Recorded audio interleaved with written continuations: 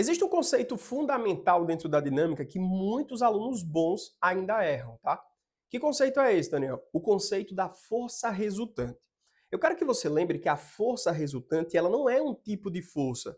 Lembra, eu tenho vários tipos de força: força normal, força de atrito, força de tração, força de resistência do ar, força de empuxo, força elétrica, força magnética, cara, diversas forças.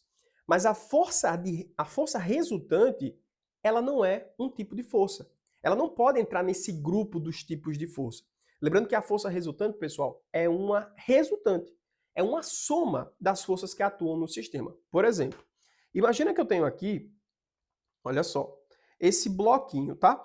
E eu tenho uma força apontando aqui para cima que vale 10 newtons, eu tenho outra força que aponta aqui para cima que vale 8 newtons, tem uma força que aponta aqui para baixo, ó, que vale 2 newtons, uma força que aponta para a direita que vai valer, sei lá, 3 newtons, e uma força que aponta aqui para a direita que vale 1 newton. Perceba que a resultante de todas essas forças vai dar uma resultante no eixo x e no eixo y, certo? Como é que a gente faz, né? Então essas resultantes, olha só, no eixo y eu tenho 18 para cima e 2 para baixo. Então perceba que eu tenho 2, ou melhor, tenho 16 para cima. Eu tenho 3 para a esquerda e 1 para a direita, ou seja, eu tenho uma resultante de 2 para a esquerda. O que é que eu posso falar também nesse tipo de questão? Que a força resultante no eixo y é 16 newtons.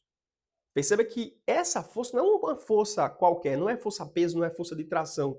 É uma componente que foi gerada pela resultante das forças. Então, de novo, a força resultante não é um tipo de força, pessoal. Ela é uma resultante de uma operação vetorial, certo? Então, a força resultante nesse caso aqui de y seria 16. A força resultante de x, nesse caso aqui, seria 2 newtons. E se caso a questão perguntasse para mim a força resultante do sistema, se eu tenho dois vetores que estão perpendiculares, a resultante seria justamente esse Pitágoras aqui, né? Um Pitágoras, que seria quem? 16 ao quadrado mais 2 ao quadrado. Isso aqui seria a minha força resultante do sistema, beleza? Então lembra, uma força resultante não é um tipo de força em especial. Ela é uma resultante. Ela é a soma algébrica dessas operações vetoriais no final, beleza? O que é que a gente precisa distinguir também? Os dois tipos de força resultante que existem. Existe uma força resultante que atua na componente centrípeta e existe uma força resultante que atua na componente tangencial. Lembra, todas as forças que atuam na componente centrípeta têm a função justamente de alterar o sentido e a direção dessa velocidade. Por exemplo, nessa questão 10 aqui do Enem 2016, eu tenho basicamente o deslocamento de uma sonda. E ao passar perto da Terra, perceba que ela altera o seu sentido e a sua direção. Daniel, por que isso aconteceu, hein? Eu estava deslocando-se aqui em linha reta, aí do nada, pum, mudou de sentido. Por que aconteceu isso? Porque uma força atuou na componente centrípeta. Ah, então quem será a força resultante centrípeta? Não sei, talvez, muito provavelmente nesse caso, como massa atraiu massa, como a Terra atraiu a Sonda, provavelmente foi a força gravitacional, certo? Então a força resultante centrípeta, nesse caso, seria a força gravitacional. Lembrando, a força resultante não é um tipo de força. Eu estou repetindo isso várias vezes porque é um erro muito comum, tá? Então a força resultante centrípeta, nesse caso, atuou como sendo a força gravitacional, certo? E perceba, se eu tenho uma força que está sendo aplicada perpendicularmente à velocidade, essa força vai ser responsável por fazer a curva. Então, na alternativa letra E aqui, fala o seguinte, ó. Olha só, a explicação física para a trajetória descrita, que seria o quê? Você basicamente modificar o sentido desse movimento é porque você sofreu a ação de uma força resultante que atua na direção perpendicular da sua velocidade. É que ele falou, né? Na direção diferente da direção da velocidade. Então, se eu tenho a direção da velocidade, que é a direção tangencial, a direção diferente da velocidade é a direção centrípeta. Então, a gente marca aqui nessa questão a alternativa letra E. Então, é um típico modelo de questão que pode aparecer em vários conteúdos dentro da mecânica, trabalhando com força, né? Pode ser uma partícula magnética se movendo, onde a força magnética atua na componente centrípeta, por exemplo, e ele vai sofrer essa força e vai fazer a curva, e aí vai. Então, os exemplos são vários. Mas eu quero revisar aqui com você que a força resultante centrípeta é a resultante das forças que atuam na componente perpendicular à velocidade, capaz de alterar o sentido e a direção dessas, tá? Então aqui nessa questão número 10, a gente marca a alternativa letra E, beleza? Vamos resolver agora uma outra questão, que agora a gente vai abordar o conceito da força resultante tangencial. Assim como a força resultante centrípeta, ela tinha a função de alterar o sentido e a direção daquele movimento, a força resultante tangencial é uma força, uma componente de força, né, uma resultante de força, não é um tipo específico de força, que atua na direção da velocidade, no eixo tangencial, certo? Lembra, toda força resultante que atuar na direção da velocidade, seja no sentido dela ou contrário a ela, tem a capacidade de alterar o valor dessa velocidade. Então, se eu tenho uma força resultante atuando no sentido da velocidade, essa força é uma força que vai provocar um aumento dessa velocidade. Se essa força for contrária à velocidade, eu teria ali uma força que vai diminuir o valor da velocidade. Então perceba que aqui uma força na resultante tangencial é aquela força que altera o valor da velocidade e não o sentido da direção, como a gente viu no eixo centrípeto, beleza? Essa questão número 9, que caiu no Enem em 2013, é uma questão típica de força de resistência do ar. Apareceu muito pouco na prova do Enem isso aqui.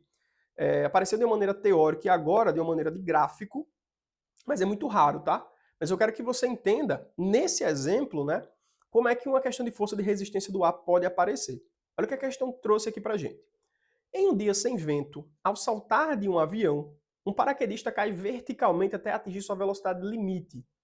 No instante que o paraquedas é aberto, o instante TA, ocorre uma diminuição da velocidade de queda e algum tempo após a abertura do paraquedas ele passa a ter uma velocidade de queda constante, que possibilita a sua aterrissagem em segurança. Que gráfico representa a força resultante sobre o paraquedista durante esse movimento? Perceba que esse paraquedista ele não vai fazer curva.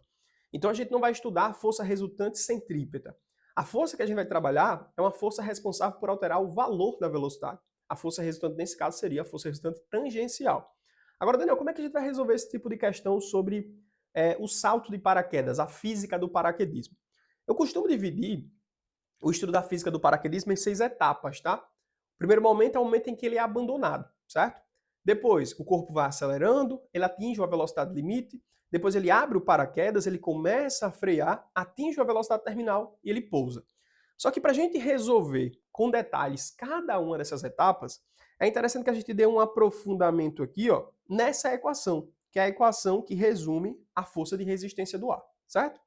Daniel, essa força de resistência do ar, ela lembra do quê? Uma constante que diz respeito à área de superfície, certo? Que você vai entrar em contato com o ar, o tipo de material que vai entrar em contato com o ar. A gente pode ter também aí um estudo levado à interação que o ar tem, por exemplo, se tem uma concentração de ar atmosférico a uma determinada altitude. Então, são diversas constantes que a gente chega para resumir apenas nessa K. Inclusive, na forma tradicional, a gente não tem só um K, a gente tem várias constantes, só que eu resumi aqui para a gente observar apenas uma coisa, que a velocidade é uma grandeza diretamente proporcional à força de resistência do ar, certo?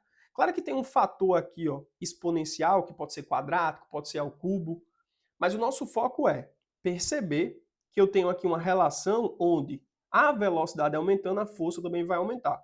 A gente nem vai entrar em consideração no caráter, se isso é quadrático, é ao cubo, é a quarta, não vai importar. Eu quero só que você lembre que se a velocidade aumentar, a força de resistência do ar vai aumentar. E teoricamente falando, imagina que na hora que esse paraquedas esteja aberto, ele desce mais rápido, ou seja, vão existir mais colisões com essas partículas de suspensão do ar com essa área do paraquedas, concorda comigo?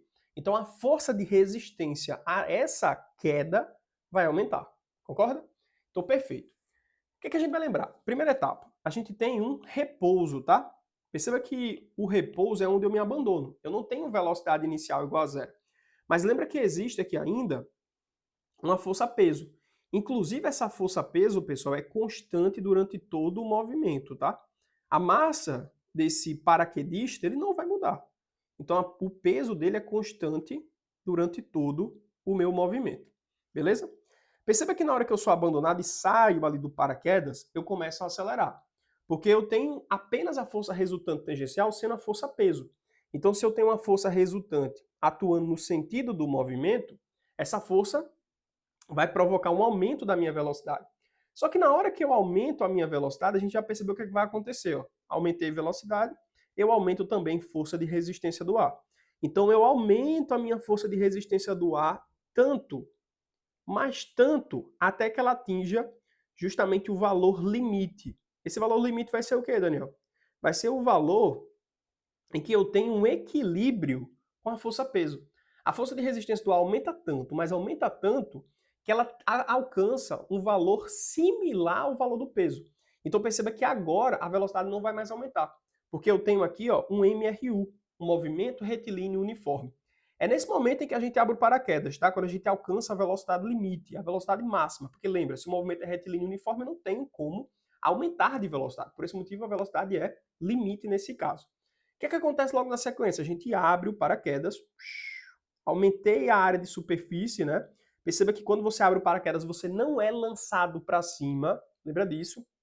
É muito comum o aluno pensar que o paraquedista é lançado para cima justamente porque ele tem aquela imagem do filme, né? Tem o câmera filmando ali o ator, tá pulando de paraquedas, o ator vai, abre o paraquedas e o cara continua caindo e o paraquedista subiu. Por que isso aconteceu? Isso é um movimento relativo, né?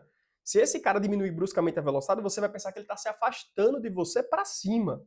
Só que, na verdade, você que continuou descendo com aquela velocidade limite. Ele apenas freou. Então, ele ficou e você foi embora. Certo? Então, lembra, quando abre o paraquedas, ele não sobe, beleza? Show de bola. O que é que vai começar, Daniel, a acontecer? Um freio, né? Perceba que a força de resistência do ar aumenta muito, porque aumentamos aqui essa constante, certo? A força de resistência do ar aumenta muito, justamente porque a área, ela aumentou. E na hora que a gente aumenta a força de resistência do ar, porque o paraquedas está aberto, a gente nota que a velocidade vai diminuindo. E a velocidade diminuindo vai provocar, consequentemente, uma redução da velocidade. E ele começa justamente a frear. Até que ele freia, freia, freia, e a força de resistência do ar volta a alcançar o valor da força-peso. E perceba que a velocidade aí não muda mais, porque ele alcançou o MRU. Certo? A velocidade máxima terminal chegou. E o que acontece? O indivíduo vai pousar. Na hora que ele pousa, pum, chegou no solo, paraquedas fechou, não tem mais força de resistência do ar, surge aí, por exemplo, a força normal, né? Então eu resumi aqui para vocês nessa situação, ó, as 6 etapas. Primeiro que ele pula, tem a força de resistência, ou melhor, força resultante apontando para baixo, ele ganha velocidade e a força de resistência do ar vai aumentando, mas perceba que ainda tem um movimento acelerado, porque a força que está apontando para baixo é maior do que a que está apontando para cima. A força resultante tangencial ainda é para baixo, ainda está no sentido do movimento, ainda faz a velocidade aumentar, até que ela alcança o equilíbrio, né? Força e resistência do ar vai se igualar com a força-peso. Ele abre o paraquedas, começa a frear, porque a força e resistência do ar aumenta bruscamente. Existe depois uma igualdade e depois ele pousa. E a questão perguntou justamente em função desses gráficos, né? Percebe que a velocidade aumenta, fica constante, cai, fica constante. E a força de resistência, Daniel? A força resultante, perdão. A gente tem no ponto 1 uma força resultante positiva. À medida que o tempo vai passando, essa força resultante vai diminuindo até atingir o valor de zero. Perceba que depois o paraquedas é aberto e a força de resistência do ar passa a ser a força resultante, ou melhor, passa a compor maior parte da força resultante do sistema. E a gente tem uma força que está apontando para cima maior que a força que está apontando para baixo.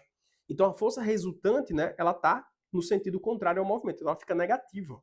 Então na hora que a gente abre, pum, fica bruscamente negativa, depois o valor vai se aproximando de zero de novo, eu alcanço o equilíbrio, eu pouso. Então nessa nossa questão, ó, a resposta que melhor ilustra essa situação seria a resposta da letra B, tá? Questão que caiu uma vez de forma gráfica na prova do Enem e apareceu também de maneira teórica uma única vez.